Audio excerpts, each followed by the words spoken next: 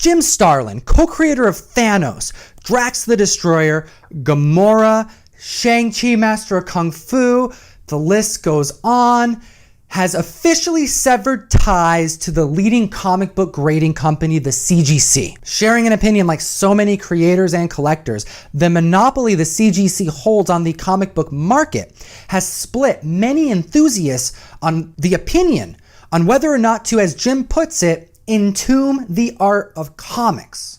I'm your host, Comic Tom. Let's talk bags and boards.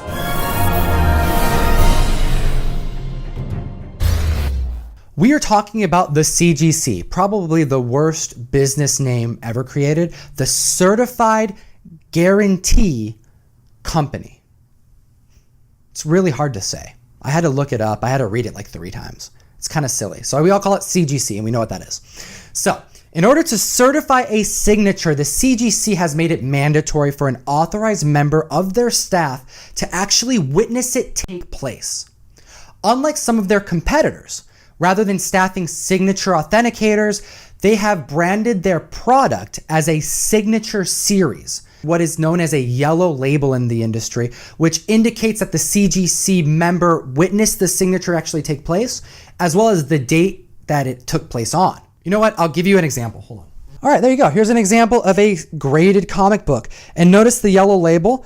And yeah, just underneath the label there, it says that it was signed by Mike Mignola, the creator of Hellboy, on 3/29/2015. I believe that was Emerald City Comic Con up here in Seattle. Now back to Jim Starlin. As of the date of this filming, and like many other creators, Jim does not charge his fans for signatures. He looks at this as a way to give back to his community of fans. Due to the growing popularity of grading comic books, he and many other creators have begun to charge a small fee when a grading company is involved. Other than it being a slight inconvenience for the process to take place, it is well understood that most of these graded comic books, also known as slabs, will undoubtedly trade hands eventually for a profit. And compensating the artist for their time is seemingly the right thing to do. Many creators don't actually use this money for themselves, and they allocate these funds for charity. It's funny, I used that graded comic book earlier. It's an early Hellboy appearance, and Mike Mignola is just another great example of someone who does just this. Whenever he does charge his fans money for a signature, it's typically after he signs a bunch of free stuff for him, and then allocates those funds to charities. I've actually done it myself. Hellboy is one of the few comic books I actually collect, and I like getting all my Hellboy comics signed. Last time I saw him, I actually brought like a short box of comics, went through the line maybe 5 or 6 times, and he was so cool about it. He signed pretty much everything that I had, and I was happy to do a donation to a charity. He was being really cool about it. It's nice knowing that this is going to a good cause, and he's doing it for his fans. At a recent convention this past year, Jim was stiffed out of compensation. There was an agreed price he was going to charge for a signature to take place and to be witnessed. And because he gave the supposed fan an opportunity to walk away from his table before making the payment, he didn't receive his final fee. During this lapse of time when the item's owner left the table, leaving Jim with the signed merchandise, the CGC member demanded to take the item to ensure its authenticity post-signature. After Jim realized that this fan was not coming back to pay his fee, he went to the CGC table to see if anything could be done. Jim was hoping for one of 2 things to happen: either be compensated by the CGC for the signature that he did for their client, or to get the client's information so he can find them and receive payment. And somewhat unfortunately, the CGC declined both requests. Due to this experience, Jim has taken his frustration to his Facebook page and stated the following: here's this company that's charging some very high prices to fans for a very questionable service and making a very healthy profit off of what I'm giving away for free. I would think such an arrangement would earn me the minimum cooperation in finding this fan.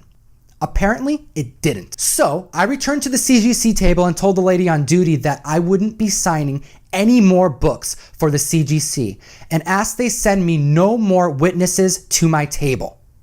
I would not be cooperating with their enterprise. Jim is pissed, all right? Jim's pretty mad. These artists, these creators, these content creators are business people. It's wishful thinking to think that the characters that they created will translate directly to increasing their bottom line, to increasing their profits on their merchandise. Although this is the case for many, even the most popular individuals in this industry are still hustling on a daily basis and must work their asses off to maintain their brand.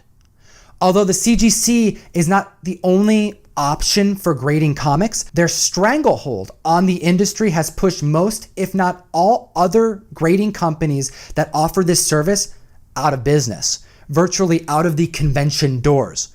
Literally. Like, a lot of these grading companies can't even go to the same convention that the CGC is hosting their service at. This decision by Jim will have two effects. The first, the prices on his signed memorabilia, comics, prints, sketches, anything that would otherwise be unauthenticated, will go up. It will skyrocket because of the low availability, and his fans, the ones who are willing to pay hundreds, thousands of dollars for a signed or certified sketch or comic, will have to pay even more. And two, businesses who market the hell out of his work will take a hit, since CGC graded items are the top tier for collectors, and books graded by other grading companies will undoubtedly sell for a little bit less. And when we're talking Jim Starlin famous, we're talking a significant hit. As mentioned, Jim isn't the only creator who sees grading comic books as a questionable business practice. And I'm curious going forward who will jump on this train and begin to refuse to offer this service. Although to some, getting a comic book graded to increase its value may seem like a strange practice, but diehard collectors and business people are essential in maintaining growth in this industry. We would be kidding ourselves to think that a $3 purchase of a couple items a month from your local comic book store, many of which, by the way, are moving to digital sales, is solely what keeps the comic book industry strong. On my Instagram page, you can find me at ComicTom101. I regularly post high-value comic sales that range from a few $100s to $500,000 for a single book. The grades on comic books matter to collectors, and without a service to professionally grade these comic books, it would be detrimental to a huge part of the community and industry. Additionally, the costs of their services, it's not as bad as Jim puts it. It's actually quite reasonable. Most comics being graded are not coming back super high grade, which is what really turns the big profits, and are only raising the comic book's overall value maybe a few $100 or less on average. Considering the price of the book upon initial investment, the cost of a small fee for most creators, and a small fee to have it certified, shipped, and insured, individuals on average are not making a crazy amount of money off of this practice. The investment isn't guaranteed, and if you're not really good at grading yourself, making that call may be risky at times. Personally, I'm not a huge fan of the CGC. I, like many others, have been surprised by their grading at times, their slow turnarounds, and sometimes their prices. But the market is the market. Rather than severing ties from the leading grading company, I suggest that Jim and other creators looking to make a change to their business practice start charging a minimum fee after a certain amount of signatures are provided for free. This way, they are still able to give back to their fans by offering a free service, but if more time is being spent to sign multiple comics, there is a monetary gain that they can get. Asking a small fee should be no surprise and welcomed by the community. Thank you so much for watching. If you like this video, please hit that thumbs up and don't forget to hit the subscribe button. I'm Comic Tom, and as always, geek responsibly. Enough said. Have you ever graded a comic book before? If so, what was your experience? Put your answer in the comments below. If you like this video, make sure to hit that thumbs up button. And if you want to see more comic book content like this, hit that subscribe button.